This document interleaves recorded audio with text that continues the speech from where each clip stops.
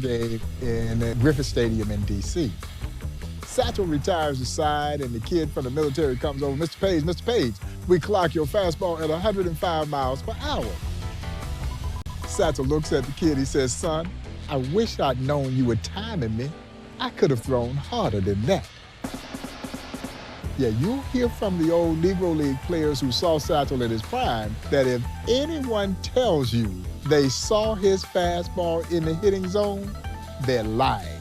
Yeah, you might have seen it leave his hand, but by the time it got there to home plate, it literally was about the size of an aspirin tablet.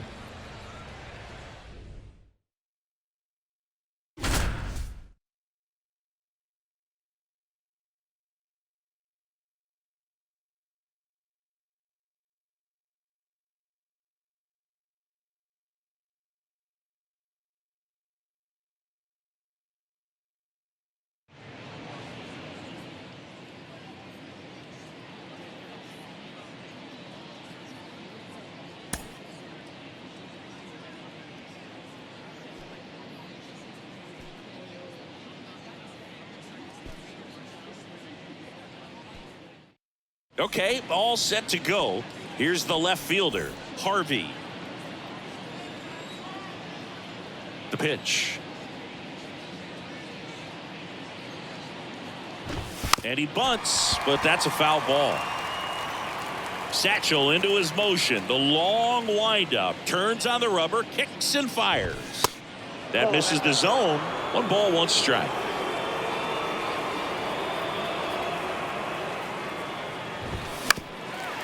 Boog, you know who else said Satchel had the hardest fastball he'd ever seen? Cardinals Hall of Famer Dizzy Dean. The B-ball for the strikeout. Can't hit what you can't.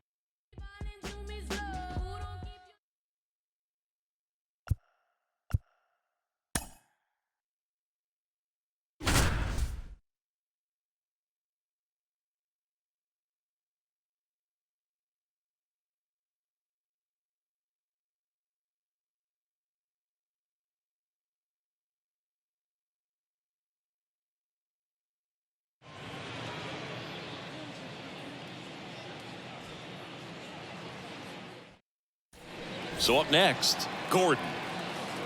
Here comes a pitch. He swings and fouls one off. Boog, how about that no-hitter Satchel threw against the New York Black Yankees in 1932? One of the greatest single-game performances ever.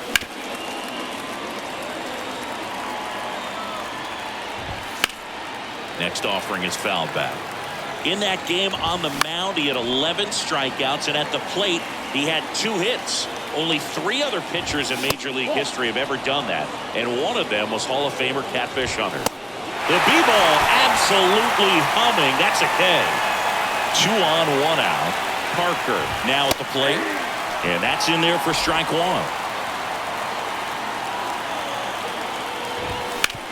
Hard ground ball, base knock. In to score is the runner from third, and it's a 1-run game.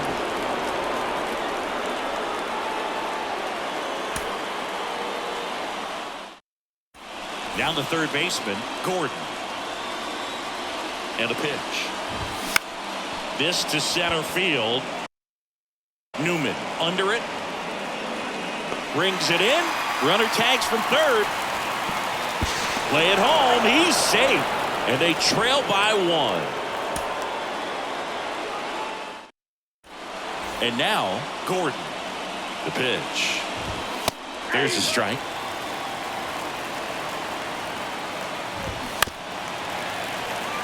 Terry at third. Cole at first with no outs.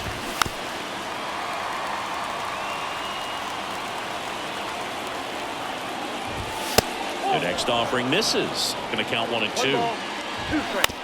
To short, could be 2. Feed to second, that's 1. And a run scores on the double play. So digging in, Gordon. The pitch. There's the strike. Boog, how about that no-hitter Satchel threw against the New York Black Yankees in 1932? One of the greatest single-game performances ever. Satchel comes to the plate, gets a piece, and it stays 0-2. In that game on the mound, he had 11 strikeouts, and at the plate, he had 2 hits. Only 3 other pitchers in Major League history have ever done that, and one of them was Hall of Famer Catfish Hunter. That's towards center. Newman moving under this one. He's got it. Runner tags for home. He'll score on the sac fly, and it's a 1-run game. Here's the third baseman, Gordon. The pitch. That's down and in.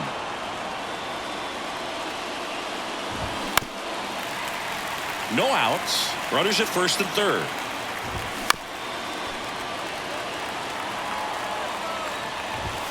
Another B-ball for the K. So here's the cleanup hitter, Parker. In there, and it's 0-1.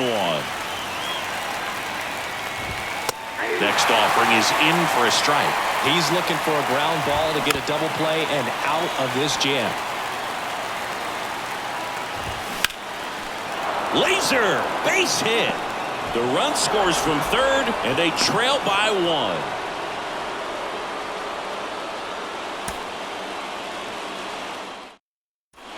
Now the third baseman, Gordon. And he deals. There's the strike. Runners on the corners, no outs. The B-ball absolutely humming. That's a K. And now Parker, Sutton. The throw to second, onto O'Neill for the inning-ending double play.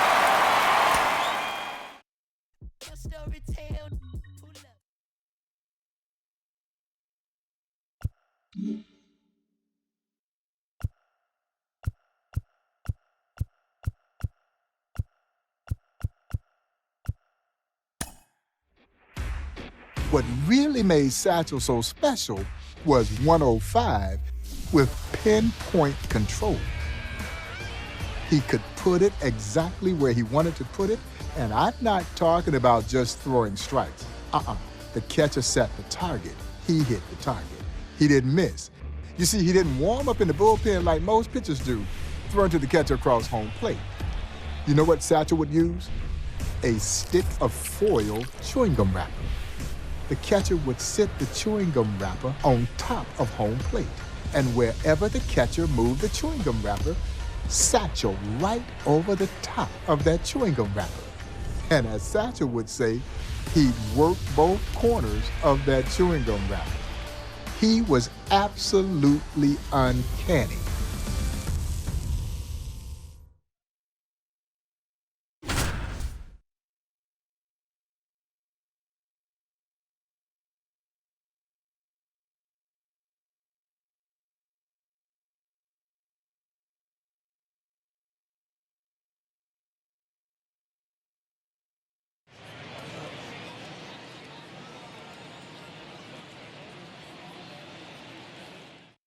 Ready to go? To the batter now, Harvey. And the pitch. That one finds the corner.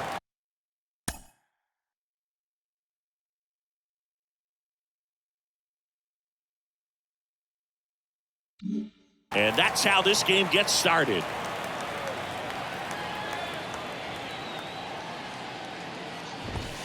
Next offering is in for a strike.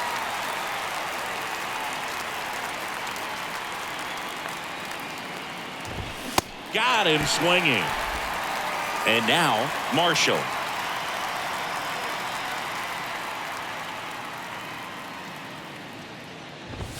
In there for strike 1. A lot of pitchers with great command or great velocity, but having both is so rare. Satchel was one of the special few. No score, just getting started, top of the first.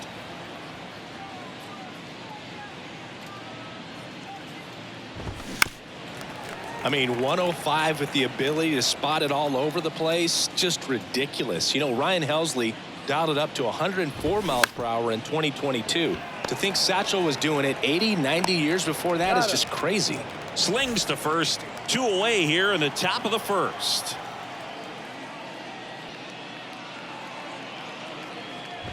Reese in the box with 2 gone and takes a look at a called strike.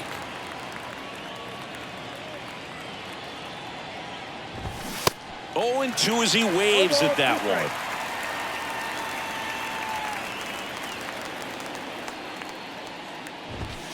Next offering is down low, and that is ball 1.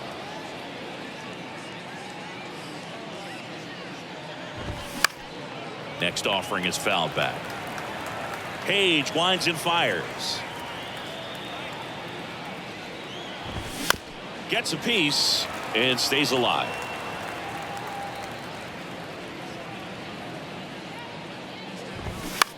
That one hit to right.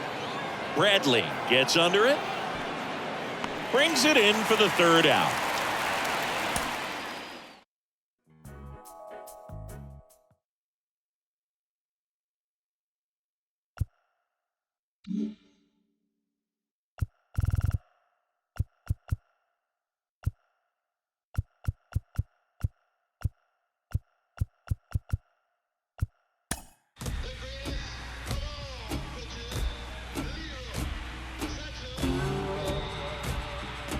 One of my favorite Satchel Paige stories involves the old man pitching in the Denver Post tournament.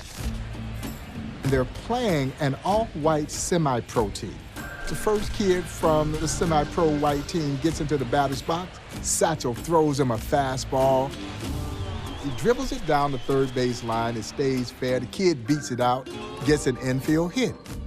Well, about that time, one of the kids from the opposing team steps into the dugout steps and says, "Let's beat him. He ain't nothing but an overrated darky."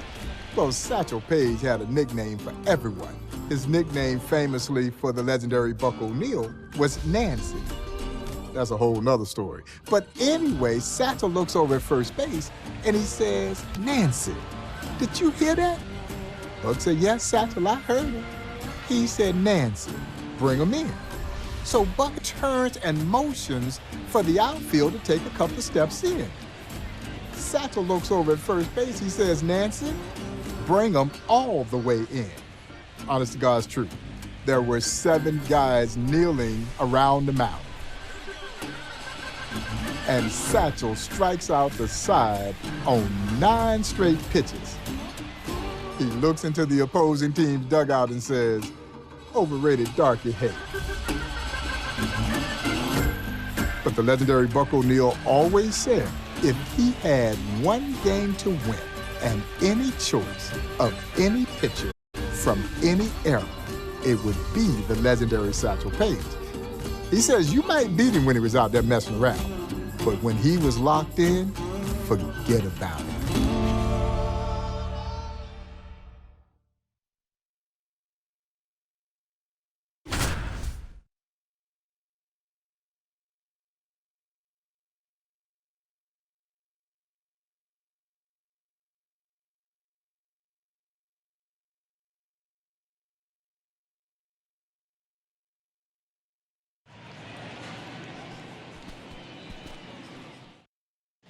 And here is Cole.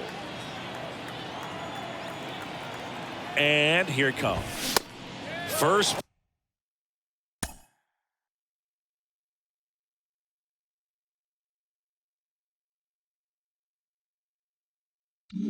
Pitch swinging. Terry aboard here at first with nobody out. Comes up empty on the swing. 0-2 now. 1 down on a 3-pitch strikeout. So up next, Gordon. Swings through that one. 0-1. Singing the audacity Satchel had in this game. Just daring the batters to put one in play. It's the showmanship that made him famous and the sheer skill that made him great. That's 2 straight strikeouts on 6 pitches. Stepping in, Parker. And he swings and misses at the initial offering. This wasn't even the only time he did it. Satchel had some barnstorming games where they'd bring in one more fielder every inning until it was just him and the catcher out there. Got him! Who needs a defense?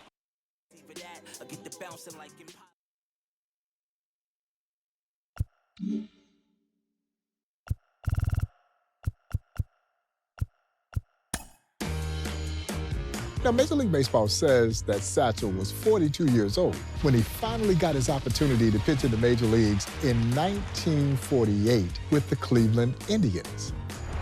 He, along with Larry Doby, would help Cleveland win the last World Series at that time that Cleveland had won. Many thought Satchel should have been named Rookie of the Year. He goes 6-1 with a 2.4 ERA his rookie season at age 42, which means he might have been closer to 52. And in comes Cleveland's ageless Satchel Paige to mount the mound for the Tribe.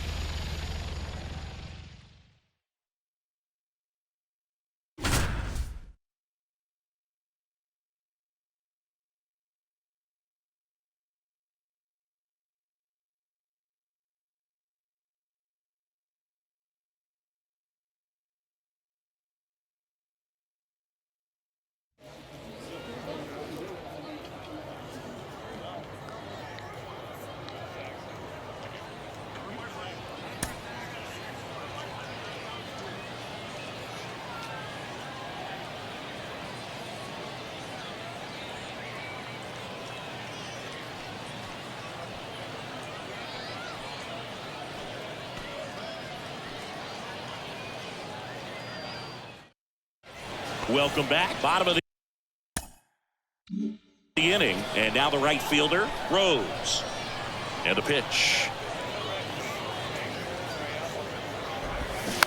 And first offering is fouled off. You know, this group of hitters really impressing me with the quality of their at-bats in this one. It's been fun getting a chance to see them go to work. It looked to me like they really wanted to get to the starter early, get him out of the game before he settles in. So I'd say mission accomplished. Got him looking. Couldn't pull the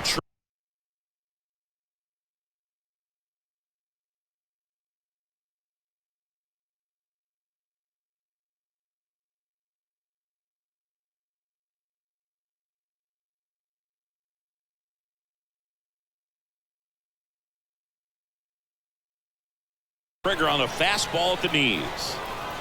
Next to hit, Leonard. Fastball in for a strike. Not a ton of zip, but it finds the mark.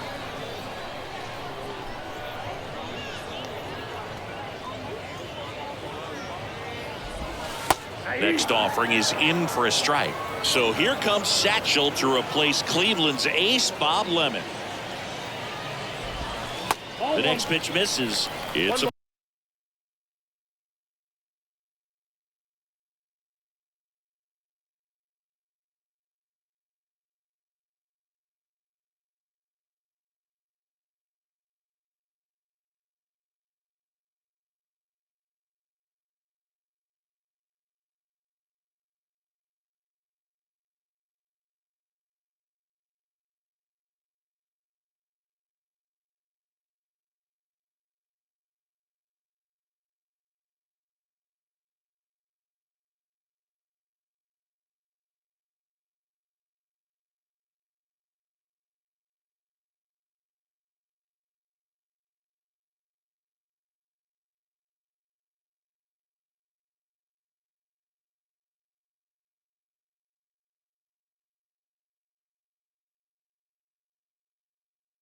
ball and two strikes. Heck of an assignment to draw on your MLB debut, Boog, and even more so at Satchel's age, whatever it is. Satchel kicks and delivers. This one popped up right side. Benson towards the line, tracks it down for the out. And there's two away.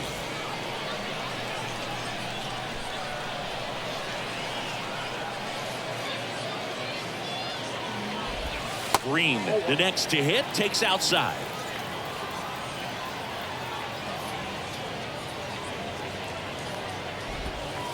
Next pitch is inside, and it's 2-0.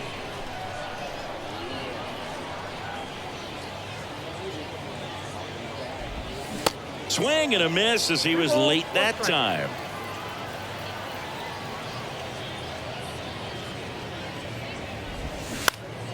That one fouled off. 2-2. Satchel into his motion. The long windup. Turns on the rubber. Kicks and fires. This one popped up. Foul ground first base side. Benson makes the catch, and that'll do it.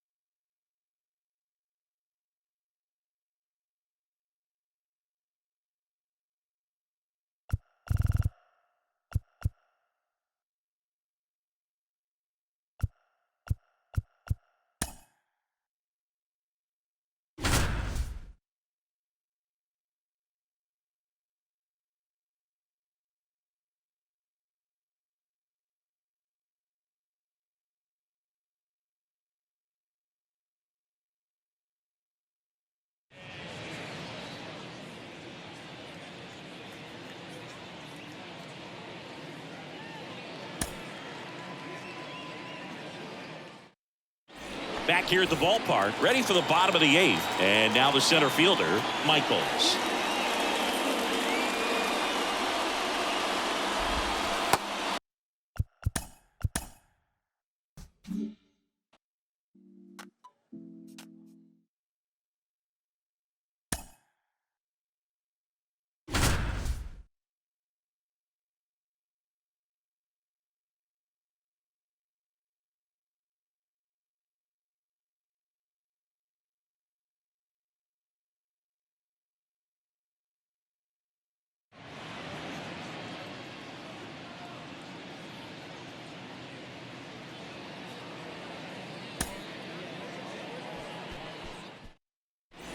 Welcome back. Ready to go for the last half of the inning. Here's the center fielder, Michaels. And a good fastball to start him off. That's Cleveland. Pitch misses inside, and the count is 1-1. Back in 1931, Satchel pitched 5 games with the Cleveland Cubs, and then, of course, he pitched in Cleveland with other teams, particularly the Pittsburgh Crawfords. Fires across the diamond, and that's one away as the leadoff man is out in the 8th.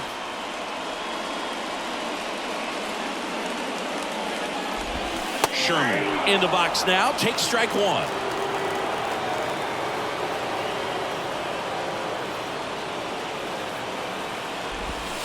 Next offering is in for a strike.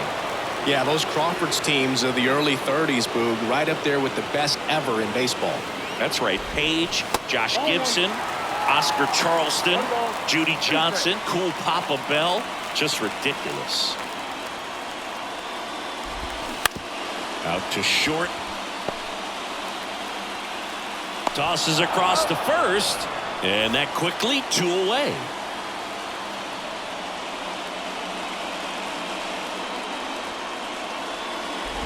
Kennedy stands in now and watches strike 1.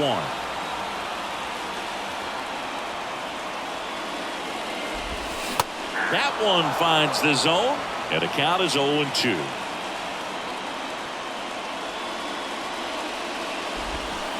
Next one just misses. 1-2 the count.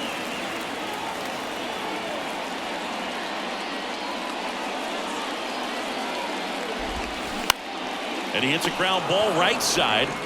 Takes it himself, and it's a 1-2-3 inning.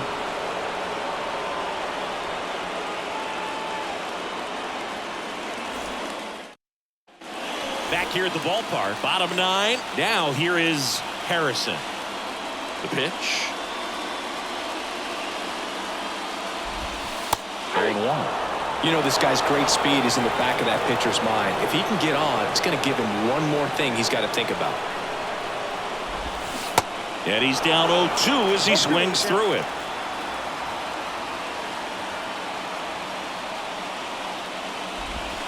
Got him swinging. It's a strikeout. Blew the express right by his bat for strike 3. Next to hit, Bates. That one's in there, 0-1.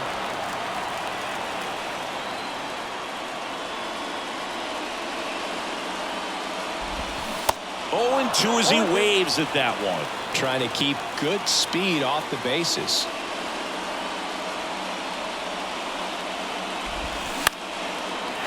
And there's a hit. And the tying run is on base here in the bottom of the ninth. Well, he found himself behind in the count right there, but he didn't give in. Anytime you rip a line drive the other way, you feel really good about what you did at the plate. You trusted your hands, you let the ball travel, and you took the barrel straight to it. That's great work right there. The 0-2 pitch from Satchel. Ground ball left side, could be 2. Reed over to second. That's a double play. The ball game is over.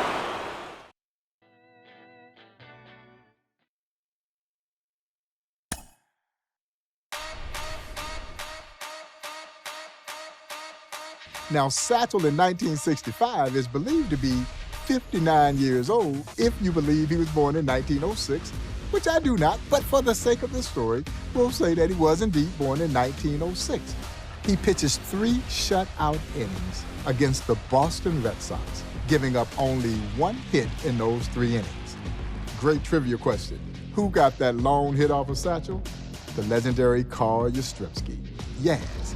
Yaz gets a double against the old man. Satchel leaves him at third and shut down everybody else over 3 of the most remarkably pitched innings in baseball history. And they were all turning, going back into the dugout in utter disbelief that they couldn't hit that old man.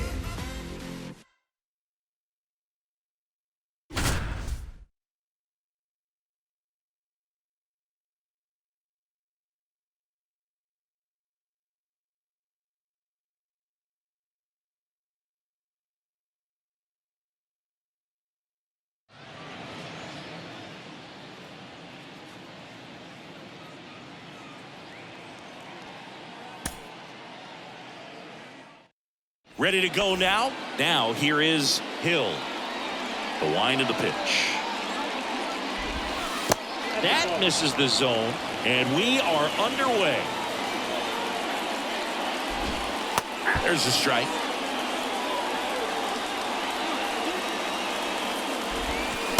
Satchel making him look foolish. Chris Satchel was 58 when he pitched this game, at least officially. We're both in our early 50s. I can't imagine how he did it. Page winds and fires. Got it by him for the K. Now it's going to be Murray.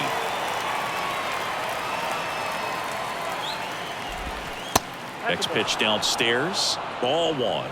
It's really unbelievable, Boog. Satchel would tell you a million different reasons why he was able to keep playing so long. Not sure which one of them I believe, though.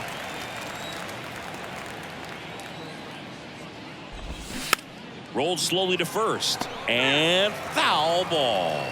One of those rules of his was to avoid fried meats. That's one you live by, right, Boog? Well, unless I'm in Philadelphia. Struck him out on a fastball that crawled to the plate. And here is Sherman. Reed picks it up. Whips it across. Third out. Welcome back. All set for the start of the inning. Now it's the right fielder, Rose. Page back to work. That one missed.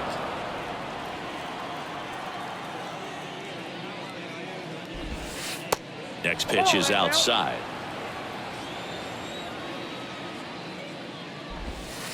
Inside corner, and that's called a strike. Next offering clips the zone, count even at 2. Satchel comes to the plate. That misses the zone. Counts full, 3-2.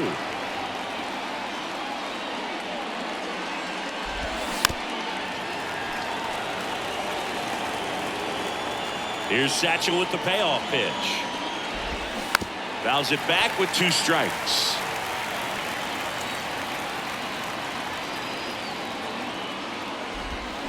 Got him. Satchel just keeps rolling along. At the plate, Leonard. First pitch, and he just misses. Swing and a miss, and it's 1-1. Satchel kicks and delivers. That clips a corner.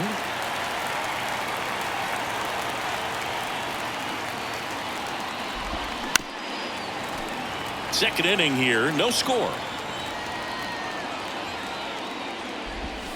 Struck him out looking. Now Palmer.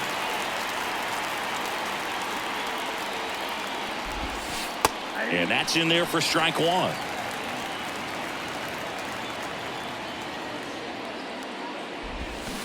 Comes up empty on the swing. 0-2 now.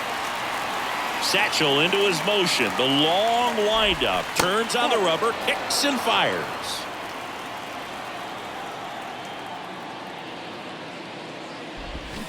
Swing and a miss. Struck him out. The old man keeping these hitters in check.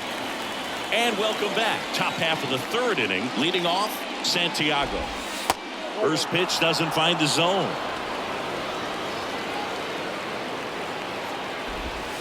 Check swing went around. And 1-1. And a swing and a miss. 1 ball, 2 strikes. This one in the air center field. That gets down for a hit. Off to a good start with a leadoff knock. Good job of just putting the ball in play with 2 strikes. These days, most outfielders play pretty deep, and I'm not sure if that was a factor there or not, but off the bat, you're thinking it's going to be a pop out, and it just kind of nestled into that spot where no one was able to get to it. And a 1-1. And that one fouled off. Right-hander kicks, deals. Got it. 59 years old, so they say, and he's still untouchable. Moss stands in here, takes ball 1 low. And a sac bunt here. Chandler out on the sac bunt. Now it's the shortstop, Hill. In there, and it's 0-1. Next offering is in for a strike. On the ground, right side. In plenty of time to first, and that is that.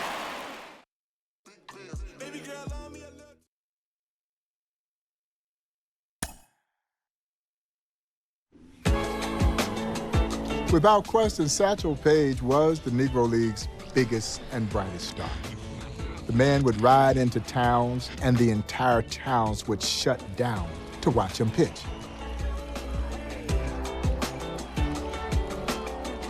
Everyone wanted to see the old man do his thing.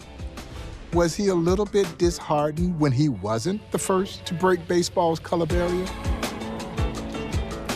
Of course he was, because in many ways, he was the Negro Leagues. And I'm not sure there's any more lore or legend surrounding any one athlete. Perhaps it's because we don't really know how old he truly was, and because he dazzled us for decades. By the time he ended his career, he was either 59 or maybe 69 years old, and he was still getting it done. Only the immortal Leroy Satchel Paige.